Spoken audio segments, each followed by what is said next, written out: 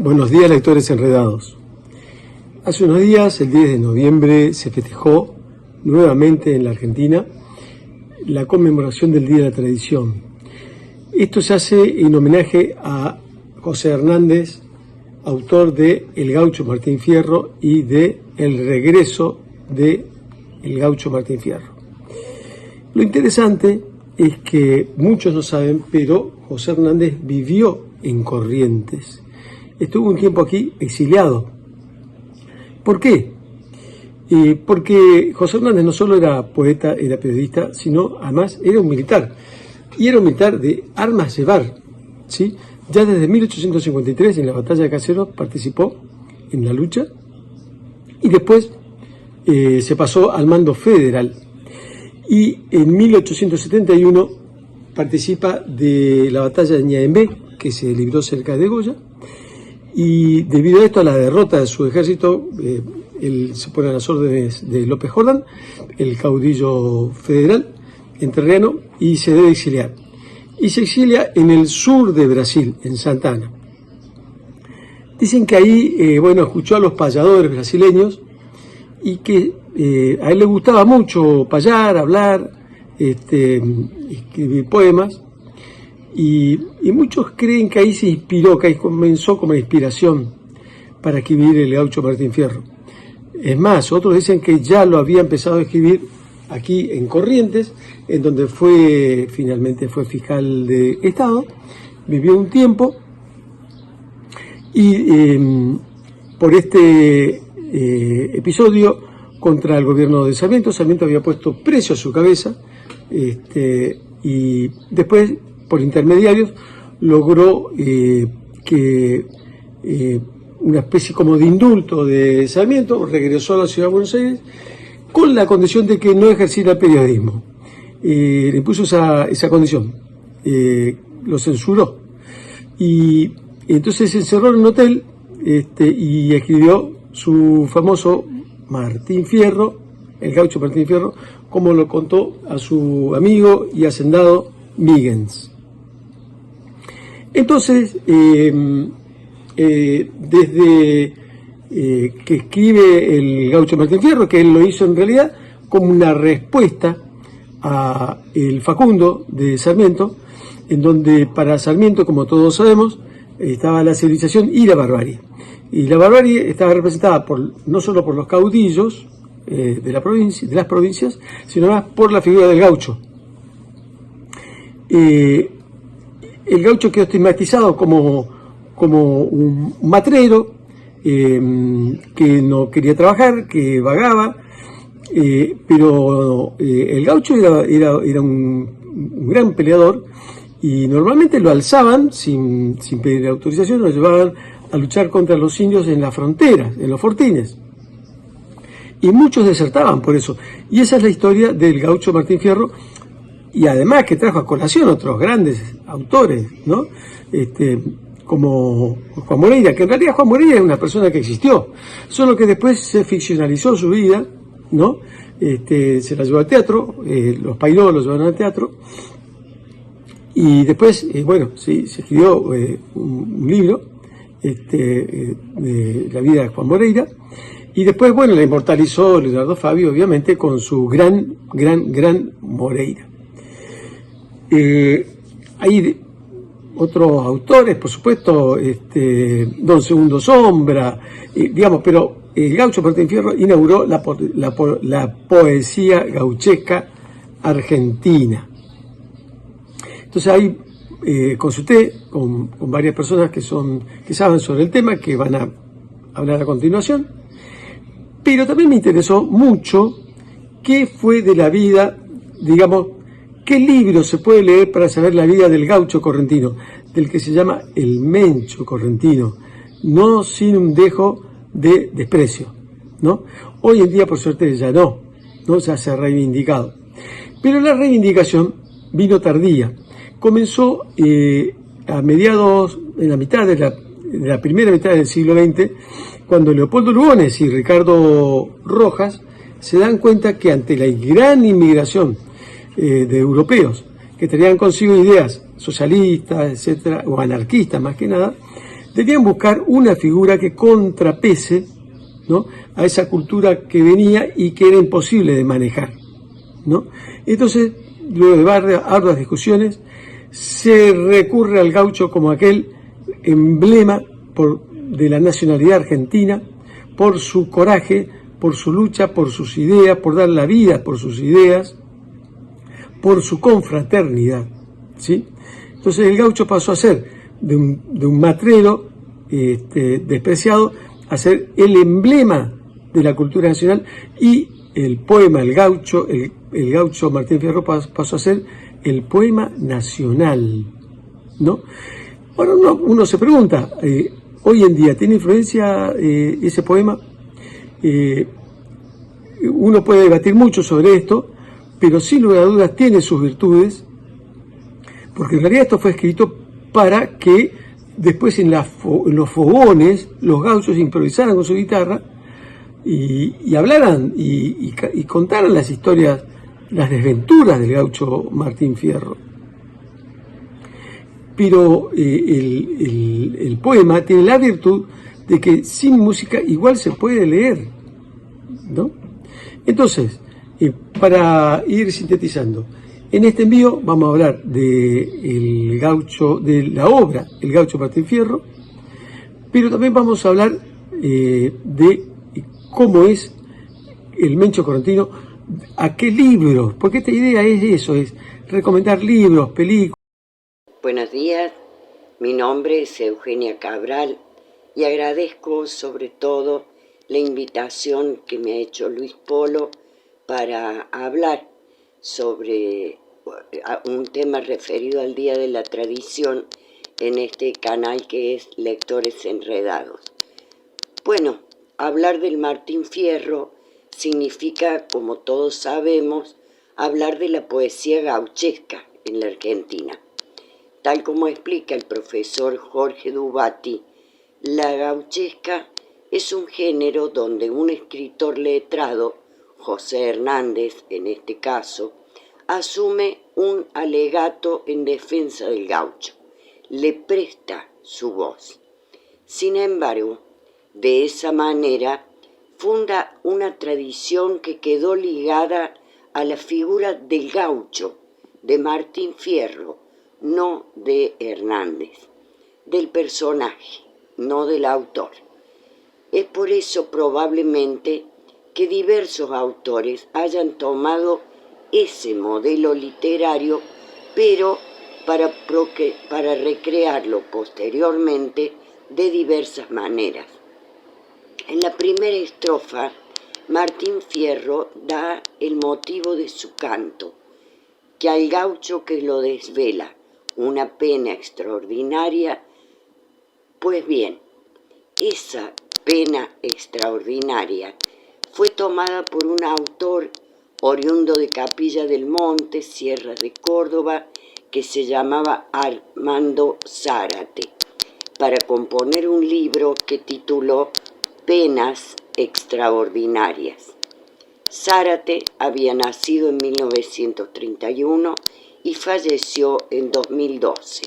Escribió poesía, ensayos y enseñó literatura hispanoamericana en la Universidad de Vermont, Estados Unidos, donde terminó como profesor emérito. En este libro, Zárate toma esa frase y la pluraliza, penas extraordinarias, porque sus temas recorren diversos momentos de la historia nacional durante la colonización española hasta los años de la denominada conquista del desierto.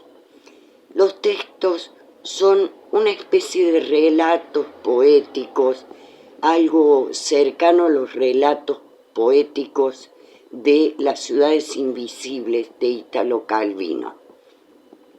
Los personajes históricos evocados van desde el cacique Ranquel Painé hasta Jerónimo Luis de Cabrera, fundador de Córdoba, pasando por los caudillos federales Chacho Peñalosa, Facundo Quiroga, como al unitario Gregorio Araoz de la Madrid o el cura Félix Aldao.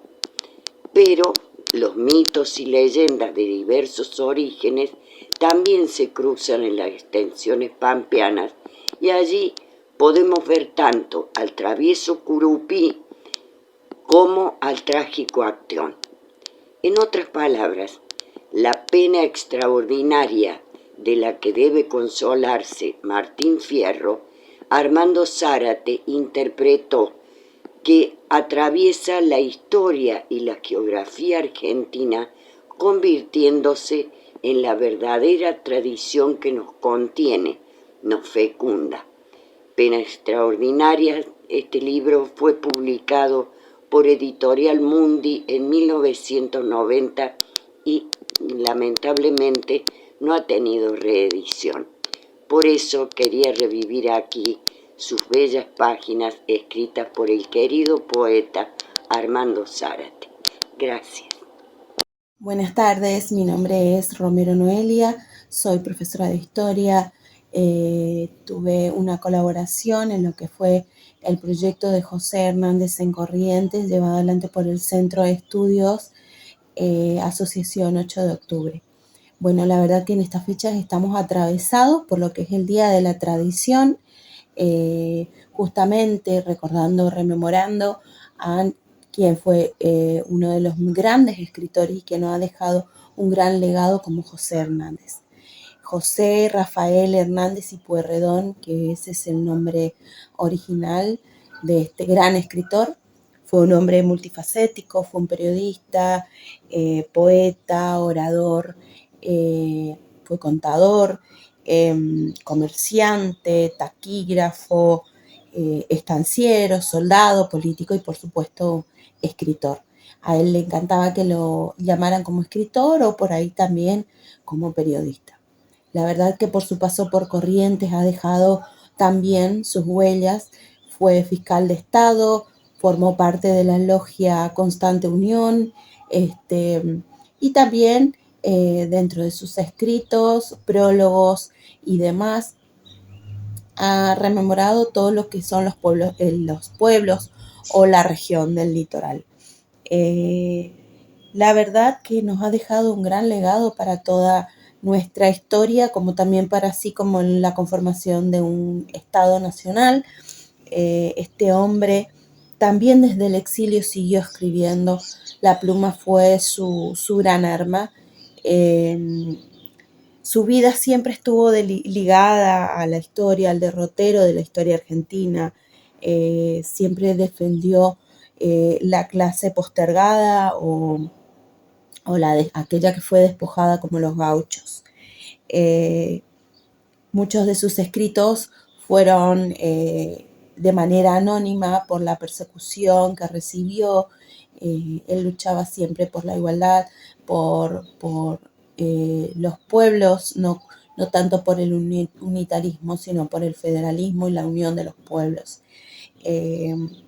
La verdad que dentro del Martín Fierro, que fue una de sus grandes obras, dejó que fue escrita en 40 idiomas, o sea, traducida en 40 idiomas. Este hombre nos dejó, como decimos, lo que es la tradición, el amor por lo nuestro.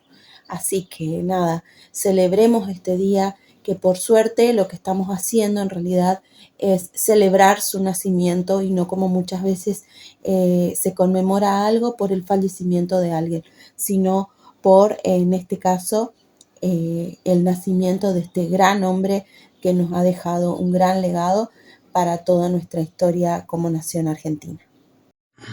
Hola, soy Pedro Subieta. Dicen que soy escritor, recopilador. Agradezco a Luis Polo, gestor del flamante sitio de contenidos audiovisuales Lectores Enredados, por esta oportunidad de hablar de escritores correntinos, habiendo pasado unas pocas horas del Día de la Tradición. Una provincia tan cargada de historia, que siempre estuvo en los mapas, como le gusta decir al gran Carlos Lescano, naturalmente tuvo importantes plumas a lo largo de su historia, y en coincidencia con el auge de la poesía costumbrista, con el gaucho como arquetipo nacional, en Corrientes surgieron dos poetas decimonónicos de mucha valía e importante producción. Me estoy refiriendo a Saturnino Muniagurria y Ernesto Esquer Zelaya. Invito a releer sus libros, porque no hay un plagio de poesía gauchesca traspolada al tarahui. Son escritos de una profunda correntinidad propia de dos hombres que conocieron de cerca el paisano correntino, sus costumbres y sus vivencias. De otra generación, pero igualmente valioso, es el aporte de José Porfirio Zapa, que junto con una media docena de libros, entre los que se destaca Tierra Arada, que fue llevado al cine y por muchos años fragmentos del mismo ocuparon importantes espacios en la radiofonía de Buenos Aires, editó finalmente un libro que considero un manual de la correntinidad, Ñurpi, por el campo correntino, donde nos habla de nuestra música, danzas, juegos camperos, comidas, leyendas, mitos y agüerías con un profundo conocimiento. En el mismo sentido, entre sus incontables aportes a la cultura correntina, Osvaldo Sosa Cordero nos legó su romancero guaraní, Premio Nacional de la Sociedad Argentina de Escritores, que además de ser otro notable manual de la correntinidad, aquí Sosa Cordero hace gala de su incomparable manejo de la lengua abané. Contemporáneo de estos, se destacó la figura de Belmiro Ayala Gauna, con una producción que interesó al cine nacional. Recordemos los casos del comisario Frutos Gómez, pero modestamente opino que Ayala Gauna abusaba de la figura del gaucho correntino bebedor y pendenciero, algo que se repite en sus escritos, estigma que por muchos años los correntinos debimos sobrellevar.